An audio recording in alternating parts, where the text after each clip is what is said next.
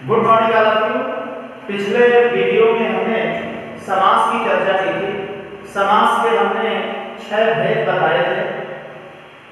अव्ययी भाव, तत्पुरुष समास और बहुव्रीहि समास तक हमने आपको बताया था।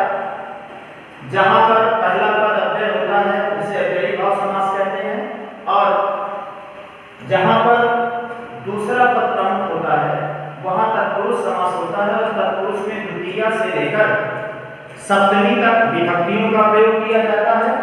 और बहुव्रीहि समास में न तो पहला पद प्रधान होता है न ही दूसरा पद प्रधान होता है, बल्कि कोई अन्य पद, कोई तीसरा पद प्रधान होता है, प्रमुख होता है, उसे हम बहुव्रीहि समास कहेंगे। और आज हम चर्चा करेंगे द्वंद्व समास की, कि द्वंद्व समास किसे कहते हैं। जिस समास में दोनों पद प्रधान होते हैं, दोनों पद प्रमुख होते हैं, उसे द्वंद्व समास कहते हैं। उभय पदार्थ प्रधानः इति द्वंद्वः। और इसका विग्रह करते समय हम दोनों शब्दों के बीच में और का प्रयोग करते हैं, और प्रायः इन समासों में दो शब्दों के बीच में योजक चिन्ह का प्रयोग किया जाता है। जैसे गंगा यमुना, गंगा और यमुना, यश अपयश, यश और अपयश। तो गंगा और यमुना के बीच में योजक चिन्ह का प्रयोग होगा। यश अपयश, यश और अपयश के बीच में योजक चिन्ह का प्रयोग होगा। तो इस प्रकार द्वंद्व समास जोड़े में रहता है।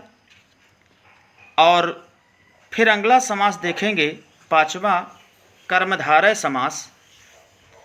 तो कर्मधारय समास में पूर्व पदम विशेषणम, उत्तर पदम विशेष्यम भवति। तो कर्मधारय समास में पहला पद विशेषण होता है और दूसरा पद विशेष्य होता है। जो विशेष की विशेषता बताता है उसे हम विशेषण कहते हैं। जैसे नील गगन, यहाँ पर गगन विशेष्य है और नील जो है विशेषण है, जो गगन की विशेषता बता रहा है।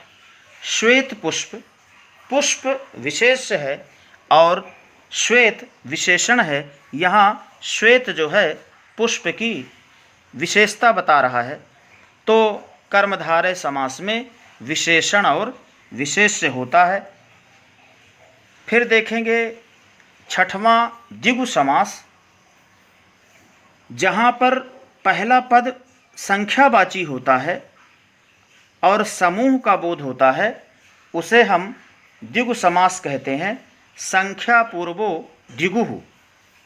जैसे तिराहा, 3 रास्तों का समूह, चौराहा, 4 रास्तों का समूह। तो द्विगु समास में पहला पद संख्यावाची होता है। और अब देखेंगे बहुव्रीहि समास और द्विगु समास में क्या अंतर होता है।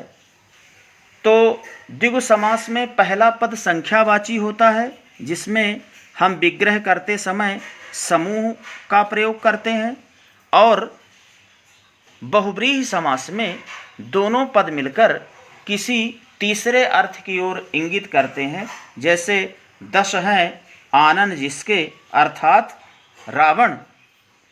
और जब हम तिराहा शब्द का प्रयोग करते हैं तो तिराहा 3 रास्तों का समूह, जहाँ पर हम समूह की बात करते हैं वहाँ पर द्विगु समास होता है। और जहाँ हम तीसरे अर्थ की ओर संकेत करते हैं तो वहाँ पर बहुव्रीहि समास होता है। इसी प्रकार कर्मधारय और बहुव्रीहि समास में, बहुव्रीहि समास में हम तीसरे पद को प्रमुख बताते हैं। जैसे पीला है अंबर जिसका, अर्थात श्री कृष्ण या विष्णु। लेकिन जब इसका विग्रह हम अलग तरीके से करते हैं, पीला है जो अंबर, महान है जो आत्मा, तो यहाँ पर कर्मधारय समास होता है। इस प्रकार समास के दोनों वीडियो पहले और इस वीडियो को आपको केवल सुनना है और इसके नोट्स जो है हम आपको बाद में भेजेंगे, जिन्हें आपको काव्य खंड की कॉपी में, ग्रामर की कॉपी में लिखना।